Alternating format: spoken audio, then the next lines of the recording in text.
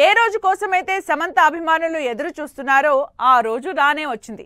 Recent గా Insta talk session లో fans కి తన నెక్స్ట్ సినిమా అప్డేట్ ఇచ్చిన శామ్ ఫైనల్లీ ఆ ప్రాజెక్ట్ ని పట్టాలెక్కించింది.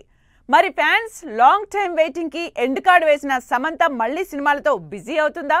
తెలుగులో బ్యాక్ టు బ్యాక్ సినిమాలు చేస్తుందా? స్టార్ హీరోయిన్ సమంత ఈ మధ్య కాస్త స్లో అయ్యారు.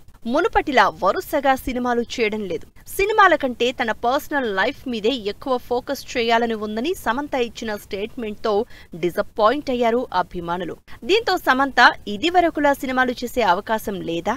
శామ్ తన కొత్త సినిమాని ఎప్పుడు మొదలుపెట్టే ఛాన్స్ ఉందని సోషల్ మీడియాలో ఒకటే డిస్కషన్స్. తన నెక్స్ట్ ప్రాజెక్ట్ కోసం 1000 కళ్లతో ఎదురు చూస్తోన్న అభిమానులకి ఇన్స్టా టాక్ సెషన్లో మా ఇంటి బంగారంపై అప్డేట్ ఇచ్చిన శామ్ ఫైనల్లీ ఆ సినిమాని స్టార్ట్ చేసి అందరినీ సర్ప్రైజ్ చేశారు. సమంత తన నెక్స్ట్ ప్రాజెక్ట్ గా మా ఇంటి బంగారం సినిమాని మొదలుపెట్టారు. శామ్ సొంత బ్యానర్ ట్రాలాలా మూవింగ్ పిక్చర్స్ పై రాజ్ నిడిమోరుతో కలిసి ఈ సినిమాని ప్రొడ్యూస్ చేస్తున్నారు. ప్రొడక్షన్ నెంబర్ 2 గా గ్రాండ్ గా పూజా సెరమనీ జరుపుకున్న మా ఇంటి బంగారం cinema regular shooting November 1st week నుంచి మొదలు కానుంది.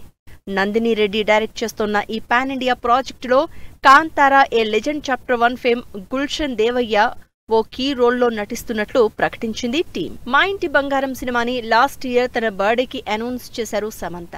డబుల్ బ్యారెల్ గన్ తో ముఖంపై బ్లడ్ తో ఉన్న సమంత మా ఇంటి బంగారం ఫస్ట్ లుక్ పోస్టర్ సినిమాపై ఎగ్జైట్మెంట్ పెంచేసింది. ఓ బేబీ సినిమా తర్వాత మరోసారి నందిని రెడ్డి డైరెక్షన్ లో సమంత నటిస్తూ ఉండడంతో మా ఇంటి బంగారం సినిమాపై అంచనాలు క్రియేట్ అవుతున్నాయి. శుభం సినిమాలో మాయా రోల్లో స్క్రీన్ పై మెరిసిన శామ్ ఖుషీ సినిమా తర్వాత 2 ఏళ్లకి తెలుగు సినిమాని పట్టాలెక్కించడంతో హ్యాపీగా ఫీల్ అవుతున్నారు ఫ్యాన్స్. మరి ఫ్యాన్స్ వెయిటింగ్ కి ఎండ్ కార్డ్ వేసిన శామ్ ఇకపై వరుస ప్రాజెక్ట్స్ తో బిజీ అవుతుందో లేదో వెయిట్ అండ్ సీ.